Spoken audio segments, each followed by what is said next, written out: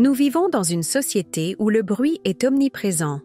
Réseaux sociaux, notifications, opinions enflammées, tout autour de nous semble valoriser ceux qui parlent plus fort, qui s'expriment de manière ostentatoire, qui attirent davantage de vues. À chaque instant, des milliers de voix rivalisent pour capter notre attention, créant un environnement où le silence est devenu une rareté précieuse. Au milieu de ce chaos sonore, il existe un phénomène intrigant qui traverse les époques et les cultures. Les hommes silencieux sont souvent les plus respectés. Il ne s'agit pas d'une coïncidence si nombre des leaders les plus influents de l'histoire ont cultivé une présence discrète mais puissante. Cette observation nous ramène à une philosophie ancienne qui offre des éclairages profonds sur ce paradoxe, le stoïcisme. Au cours des prochaines minutes, nous examinerons pourquoi, dans un monde de bruit constant, ceux qui parlent moins obtiennent souvent davantage de respect. Nous verrons comment les principes stoïciens se retrouvent naturellement dans ces personnalités, réservées, et comment vous pouvez incorporer ces éléments dans votre propre vie pour gagner non seulement un respect superficiel, mais une admiration authentique et durable. À une époque de communication instantanée et de gratification immédiate, comprendre la valeur du silence et de la réflexion devient non seulement pertinent, mais essentiel. Le stoïcisme est apparu dans la Grèce antique vers le IIIe siècle AV. J.C., fondé par Zénon de Cityon, qui enseignait dans le portique peint à Athènes, le Stoa Poikile, d'où la philosophie tire son nom.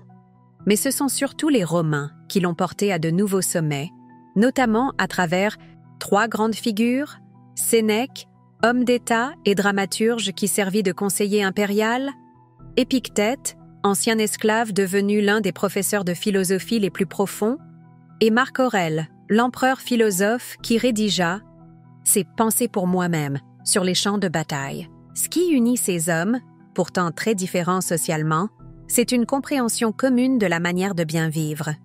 Le stoïcisme n'est pas, comme on le croit parfois, l'art de réprimer ses émotions ou d'endurer stoïquement la douleur. C'est une philosophie pratique, centrée sur le développement d'une vertu intérieure indépendante des circonstances extérieures.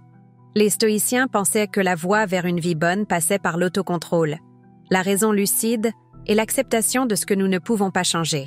Les 4 piliers de cette philosophie, la sagesse, le courage, la justice et la tempérance, constituent un guide pratique pour faire face à n'importe quelle situation.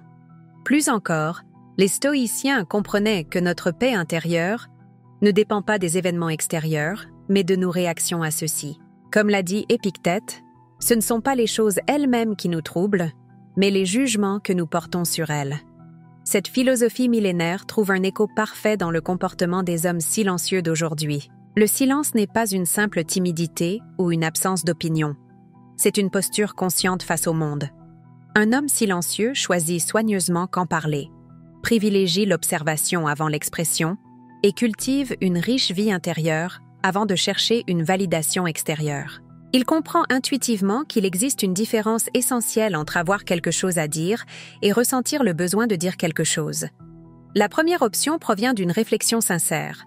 La seconde, d'une nécessité de combler un vide. L'homme silencieux développe la rare capacité de distinguer ces 2 impulsions, ne répondant qu'à la première et résistant fermement à la seconde. Alors que beaucoup confondent volume et profondeur, l'homme silencieux saisit intuitivement ce que Sénèque enseignait.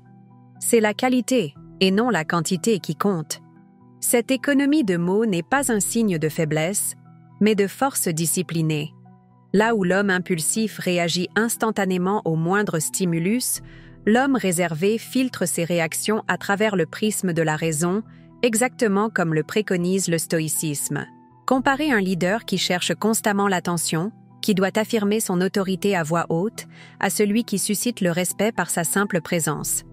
Le premier peut obtenir une obéissance ponctuelle, mais le second suscite une admiration durable. C'est la différence entre un pouvoir imposé et une autorité naturelle, distinction que les stoïciens comprenaient profondément.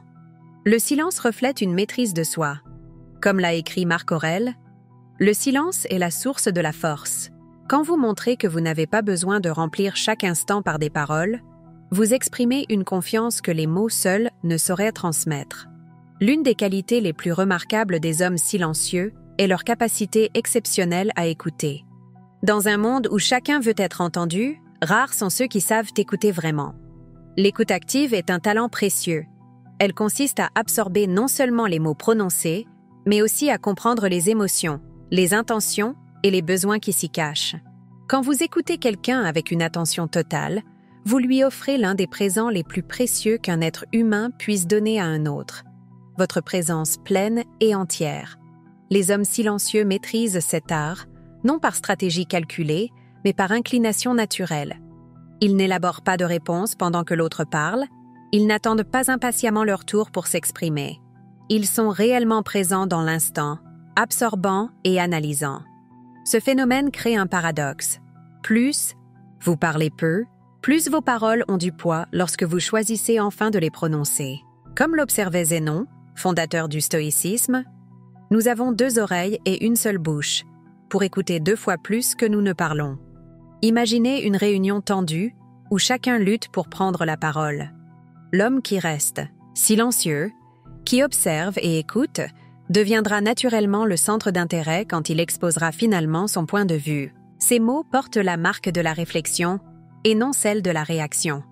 C'est comme si, instinctivement, tous reconnaissaient qu'il y a là quelque chose de précieux à entendre. Ce phénomène se retrouve dans de nombreux contextes, qu'il s'agisse de réunions de travail ou de rencontres familiales. Remarquez qu'au cours d'un débat passionné entre amis, c'est souvent celui qui intervient le moins qui, en quelques mots bien choisis, parvient à éclaircir la discussion. Ou qu'au cours d'une négociation complexe, le négociateur, qui pose le plus de questions et émet le moins d'affirmations, obtient fréquemment un avantage stratégique. Ce n'est pas une simple manœuvre sociale, mais la conséquence naturelle d'un esprit qui assimile les informations avant de les formuler à l'extérieur. Cette écoute profonde crée des liens authentiques, car elle traduit un respect sincère. Quand vous montrez que vous accordez plus d'importance à ce que l'autre dit qu'à votre propre besoin de parler, vous érigez un pont de confiance réciproque. Comme l'enseignait Épictète, la nature nous a dotés de 2 oreilles et d'une seule langue pour que nous puissions écouter davantage et parler moins. Dans les relations personnelles, l'aptitude à écouter transforme les conflits en opportunités de compréhension. Dans le domaine professionnel, elle devient un puissant levier de leadership, car les meilleurs leaders ne sont pas ceux qui ont réponse à tout, mais ceux qui posent les bonnes questions et écoutent réellement. Le contrôle émotionnel est un autre trait distinctif des hommes silencieux qui suscite un profond respect. Observez leurs réactions en situation de crise. Alors que d'autres cèdent à la panique ou manifestent leur colère, l'homme réservé conserve son calme. Ce n'est pas un étouffement artificiel de ses émotions, mais le fruit d'un exercice constant d'autodiscipline. Le stoïcisme nous enseigne que nos émotions ne sont pas nos maîtresses, mais des signaux à interpréter. Comme le soulignait Sénèque, ce n'est pas celui qui a peu, mais celui qui désire toujours plus, qui est pauvre. De la même manière, ce n'est pas celui qui ressent moins, mais celui qui est submergé par ses sentiments, qui fait preuve de faiblesse. L'autodiscipline des hommes silencieux transparaît dans leur capacité à répondre plutôt qu'à réagir. Il existe une pause délibérée entre le stimulus et la réponse, cet instant fugace qui sépare l'impulsivité de la sagesse. Comme l'a souligné Viktor Frankl, qui n'était pas stoïcien mais partageait de nombreux principes du stoïcisme, entre le stimulus et la réponse, il y a un espace. Dans cet espace réside notre pouvoir de choisir notre réaction. Cette capacité ne survient pas de façon miraculeuse. Elle se cultive à travers une pratique quotidienne.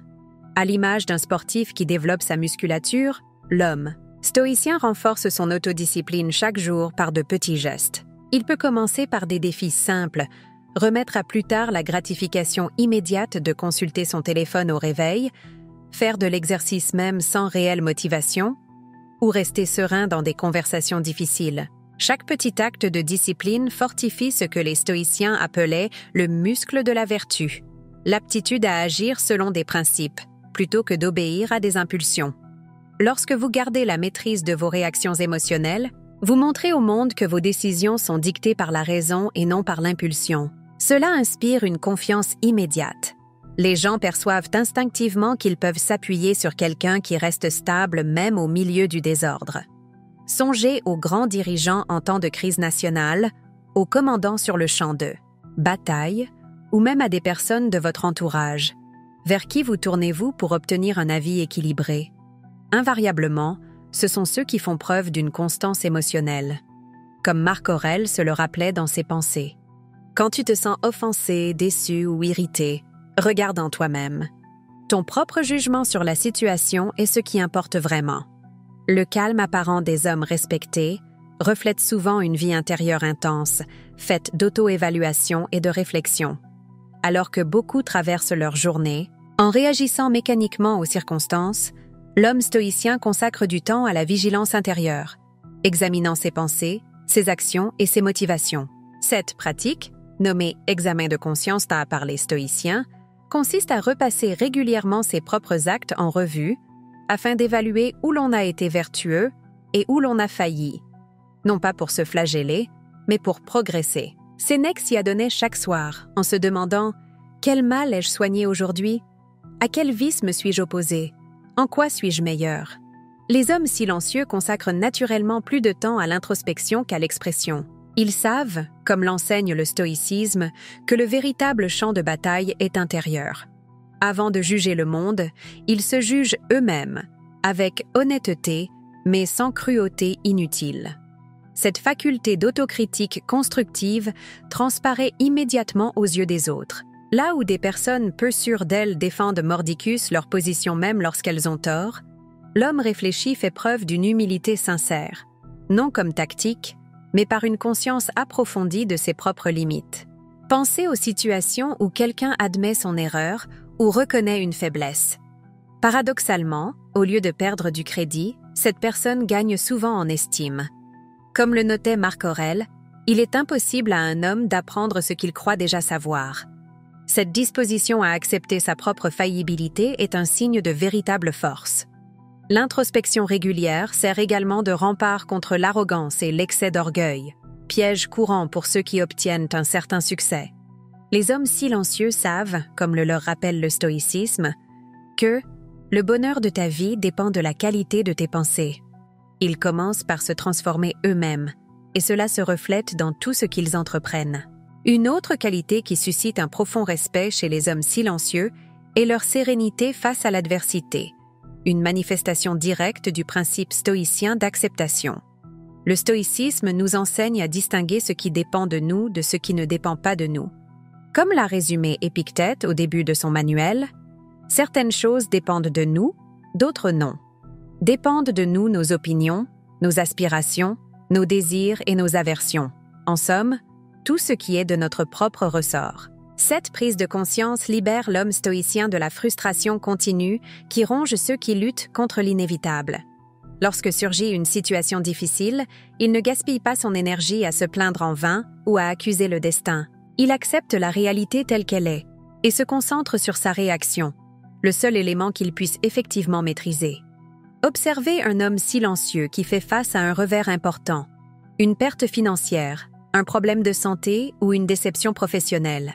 Tandis que d'autres plongent dans le désespoir ou cherchent un bouc émissaire, ils conservent une dignité sereine, non par insensibilité, mais parce qu'il comprend ce que Sénèque affirmait. Ce qui importe, ce n'est pas ce qui t'arrive, mais la manière dont tu y réagis. Cette attitude ne doit pas être confondue avec la passivité ou la résignation. Comme le précisait Marc Aurèle, accepte les choses auxquelles le destin t'unit et aime les personnes avec qui le destin t'assemble, mais fais-le de tout ton cœur. C'est une acceptation active, qui reconnaît la réalité tout en cherchant la réponse la plus vertueuse possible. Imaginez deux hommes confrontés au même revers professionnel, un licenciement imprévu. Le premier passe des semaines, dans la colère, pointant l'injustice de la situation, en accusant ses supérieurs, le marché ou l'économie. Son énergie est absorbée par le refus de ce qui est déjà advenu. Le second, bien qu'éprouvant la même déception initiale, redirige rapidement son attention. Ce qui est fait est en dehors de mon contrôle à présent. Ce que je vais faire ensuite dépend entièrement de moi. Il accepte pleinement la réalité du moment, libérant ainsi son énergie pour rebondir. Lequel de ces deux hommes inspire le plus confiance? Lequel trouvera vraisemblablement de nouvelles opportunités plus rapidement? Dans les situations chaotiques, un accident, une crise professionnelle, un conflit familial, qui se retrouve spontanément à prendre les rênes, C'est presque toujours là. Personne qui reste impassible et ne se laisse pas submerger par les événements, celle qui fait preuve de sérénité stoïcienne. Cette capacité à demeurer centrée au cœur de la tempête ne passe pas inaperçue. Elle révèle une force intérieure qui inspire immédiatement la confiance. Les gens sont naturellement attirés par ceux qui affichent un équilibre constant, car ils y perçoivent instinctivement une source de stabilité. La résilience sereine ne signifie pas l'absence de toute émotion, mais plutôt une relation saine aux sentiments. L'homme stoïcien ressent profondément, sans pour autant permettre à ses émotions de brouiller son discernement ou de dicter ses actes. Comme l'enseignait Épictète, « Ne cherche pas à faire advenir les choses comme tu le souhaites, mais souhaite qu'elles arrivent comme elles arrivent, et ta vie sera paisible. » L'un des paradoxes les plus fascinants chez les hommes silencieux est que leur apparente indifférence à l'idée d'influencer autrui les rend, en réalité, extrêmement influents. Là où les leaders traditionnels s'acharnent souvent à rechercher le pouvoir et la reconnaissance, les leaders silencieux exercent une sorte d'autorité naturelle, une influence qui n'a pas besoin d'être imposée, mais que les autres leur accordent librement. Le philosophe stoïcien Musonius Rufus déclarait « Il vaut bien mieux accomplir de grandes choses sans être reconnu que d'être reconnu sans accomplir de grandes choses. » Voilà l'essence même du leadership par l'exemple. Ne pas rechercher le mérite ou l'admiration, mais simplement faire ce qui est juste, avec constance, sans attendre d'approbation extérieure. Les hommes silencieux se proclament rarement leaders. Ils ne cherchent ni suiveurs ni louanges. Pourtant, leur intégrité, leur sens des responsabilités et leur dévouement silencieux créent un magnétisme naturel. Comme le disait Sénèque, « Le chemin du précepte est long, celui de l'exemple est court et efficace. » Il est frappant de constater à quel point les vrais leaders silencieux peuvent refuser les titres officiels de chef. Ils ne se considèrent ni supérieurs ni exceptionnels. Ils font simplement ce qui leur semble juste, quelles que soient les circonstances. Cette absence d'ego engendre une forme d'autorité paradoxale qui n'écrase pas les autres, mais les élève. Contrairement au leader anxieux qui doit sans cesse affirmer sa position, le leader silencieux puise sa force dans une humilité profonde. Il comprend que le vrai leadership n'est pas contrôle, mais service. Qu'il ne consiste pas à se mettre en avant, mais à éliminer les obstacles pour permettre aux autres d'avancer. Réfléchissez aux personnes les plus influentes dans votre propre vie. Ce ne sont souvent pas celles qui exigent l'attention ou imposent leur volonté, mais celles dont les actions, discrètes et cohérentes, traduisent leurs valeurs. Un père qui travaille sans se plaindre, un mentor qui conseille sans attendre, de reconnaissance. Un collègue qui fait toujours plus que nécessaire sans fanfaronnade. L'influence silencieuse est puissante précisément parce qu'elle ne se force pas. Lorsqu'une personne agit avec cohérence, sans discours superflu, pour incarner ce qu'elle valorise, elle constitue un modèle bien plus persuasif que tout discours éloquent. Comme l'écrivait Marc Aurèle, « Ne parle pas de la sorte d'homme que tu veux être, sois-le ».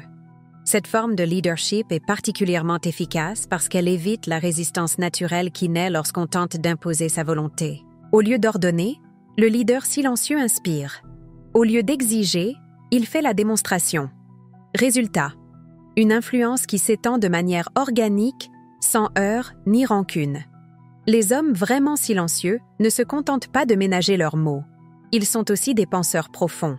Alors que beaucoup se lancent dans des débats avec des opinions superficielles formées à la hâte, l'homme contemplatif réserve son jugement jusqu'à comprendre réellement la situation. Cette profondeur de pensée est immédiatement perçue et inspire une confiance naturelle. Le stoïcisme accorde une grande importance à la sagesse, non comme un simple amas de connaissances, mais comme une compréhension pratique orientant vers des actions justes. Comme le disait Épictète, « Ce n'est pas ce que tu dis qui compte, mais ce que tu fais. » La sagesse stoïcienne est toujours tournée vers la pratique, un savoir qui transforme la vie, plutôt qu'il ne se contente d'orner l'esprit. Les hommes silencieux font souvent preuve de cette sagesse pratique parce qu'ils prennent le temps de la réflexion avant d'agir. Ils pèsent les conséquences possibles, évaluent leurs principes, puis décident.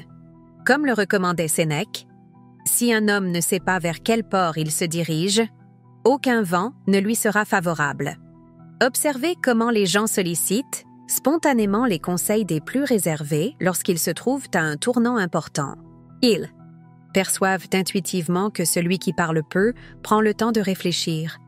Comme le soulignait Marc Aurèle, rien n'est plus inconvenant que la vieillesse d'un homme à qui l'âge n'a pas apporté la sagesse. Il existe presque une aura magnétique chez ceux qui, au lieu de répéter des informations, comprennent véritablement ce qu'ils énoncent. Songez aux maîtres dans n'importe quel domaine, d'excellents professeurs, des mentors, des conseillers respectés. Ils offrent rarement une réponse immédiate. Ils posent d'abord des questions éclairantes qui guident vers la découverte. Quand ils parlent enfin, ce n'est pas pour étaler leur savoir, mais parce qu'ils ont réellement saisi les enjeux et la personne venue chercher un éclairage. Comme le disait Albert Einstein, « Si j'avais 1 heure pour résoudre un problème, je consacrerais 55 minutes à définir le problème et 5 minutes à envisager les solutions. » Cette volonté d'explorer en profondeur avant de proposer une solution est caractéristique des vrais esprits profonds. La contemplation prolongée prémunit également contre la polarisation abusive si répandue de nos jours. Là où certains adoptent des positions extrêmes dictées par des émotions instantanées, le penseur stoïcien recherche la vérité au-delà de ses préférences personnelles. Il est prêt à changer d'avis quand les faits l'exigent, incarnant ce qu'Épictète appelait la marque d'un esprit cultivé, être capable d'examiner une idée sans forcément l'accepter. Cette souplesse intellectuelle, alliée à des principes moraux fermes, produit une forme de sagesse à la fois adaptable et inébranlable. L'homme silencieux n'est ni dogmatique ni changeant au gré du vent. Il reste fidèle à des principes fondamentaux, tout en restant ouvert à de nouvelles perspectives. La cohérence entre les paroles et les actes est peut-être la caractéristique la plus déterminante des hommes véritablement respectés.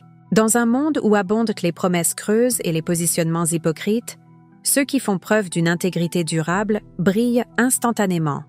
Le stoïcisme insiste particulièrement sur la cohérence. Comme le disait Épictète, commence par te dire à toi-même ce que tu veux être, puis agis en conséquence. Les stoïciens voyaient dans notre crédibilité le reflet direct de l'harmonie entre ce que nous disons et ce que nous faisons. Les hommes silencieux évitent naturellement l'un des plus grands pièges qui guettent la cohérence. Parler trop. Plus nous annonçons bruyamment nos intentions, plus nous risquons de les contredire. Comme le soulignait Zénon, si nous n'avons qu'une bouche pour 2 oreilles, c'est pour parler moins et écouter davantage. L'authenticité découlant de cette constance ne peut être feinte. Il s'agit d'un alignement profond entre valeurs intérieures et comportements extérieurs, qui se manifestent spontanément au fil du temps. Comme l'écrivait Marc Aurèle, « Le bonheur de ta vie dépend de la qualité de tes pensées. Veille donc à ce qu'aucune idée contraire à la vertu et à la nature raisonnable n'y entre.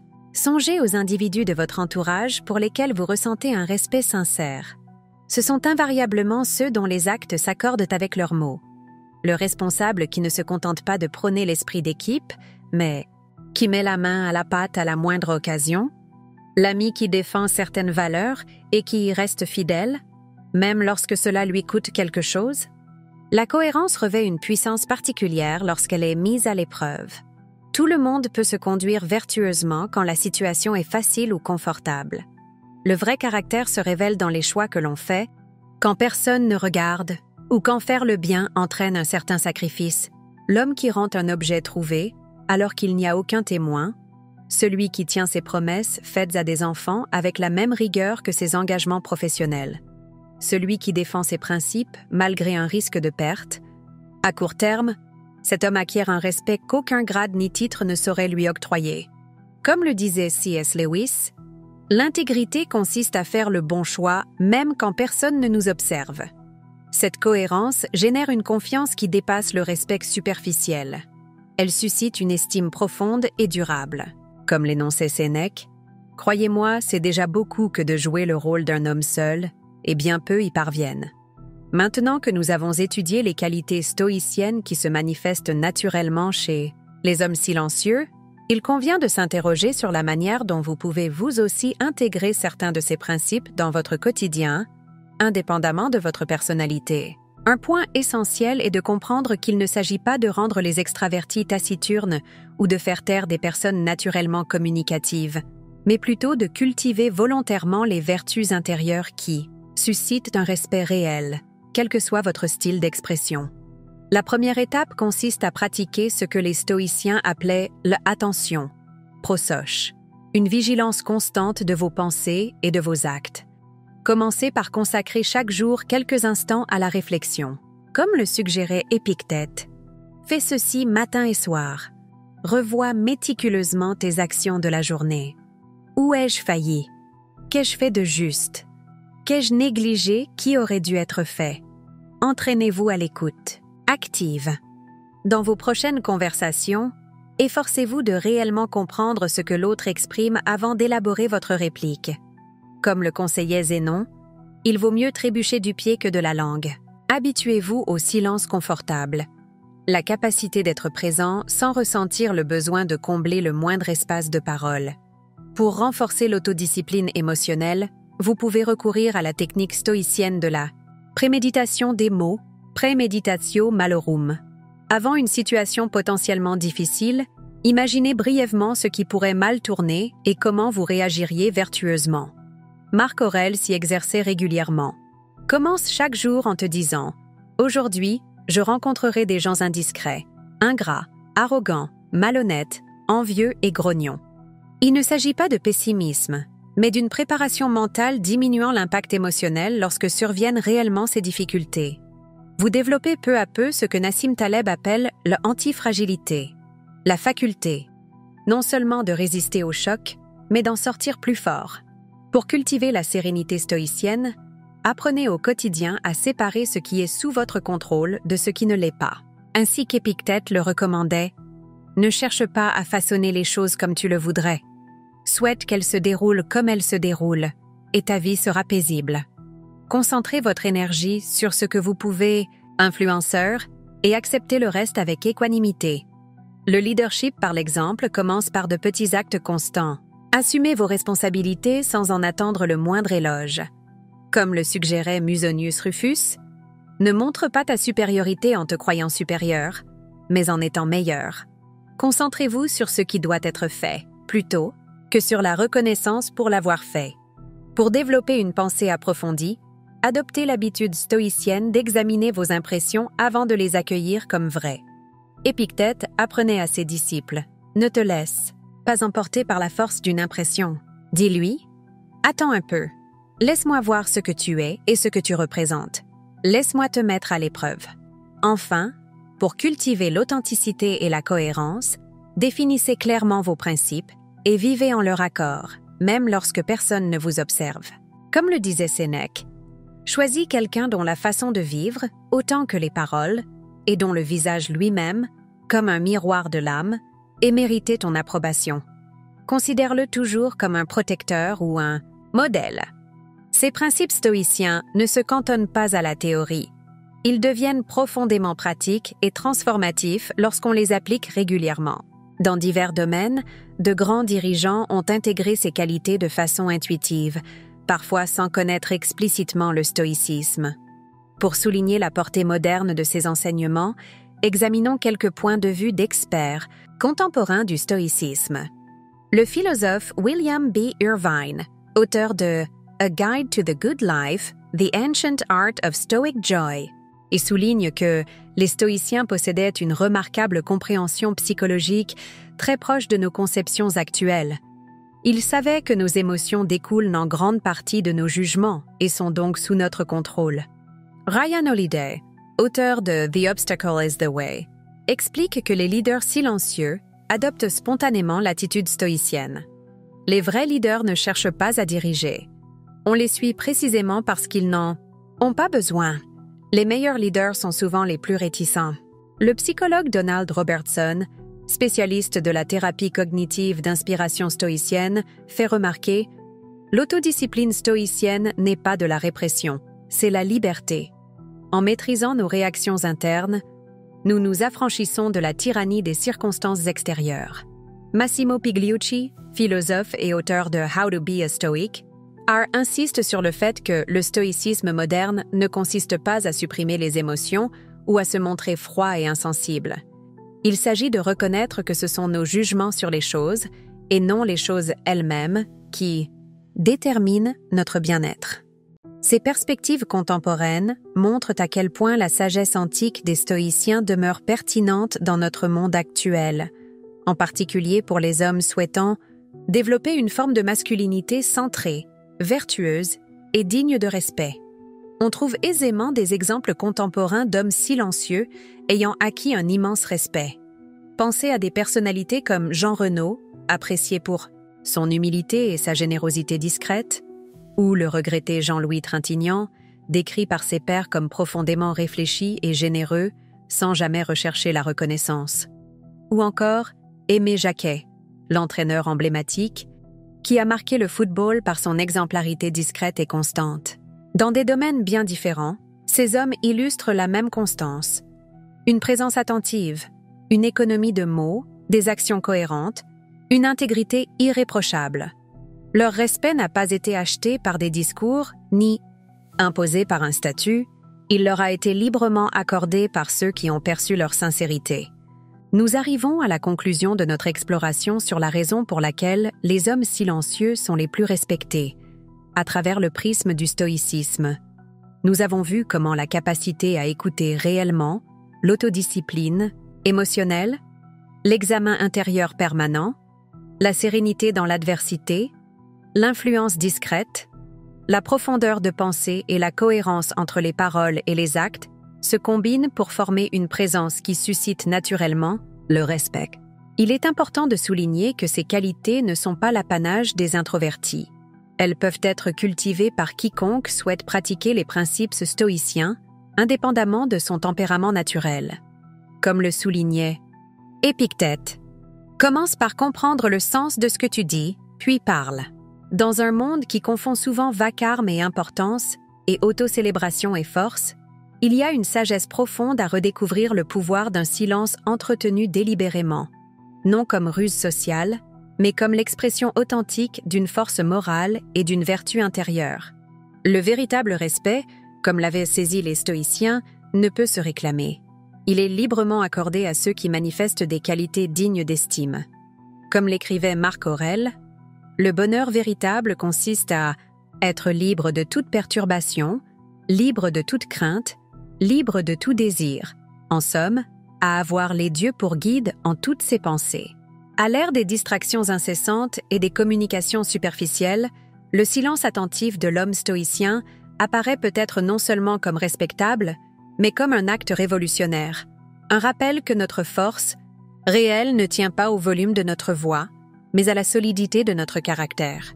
En adoptant ces principes dans votre propre vie, vous n'acquérez pas seulement un respect sincère, mais vous contribuerez à une société plus équilibrée, où la vertu silencieuse est reconnue et valorisée au-delà des démonstrations vaines. Comme le disait Sénèque, « Si tu vis selon la nature, tu ne seras jamais pauvre.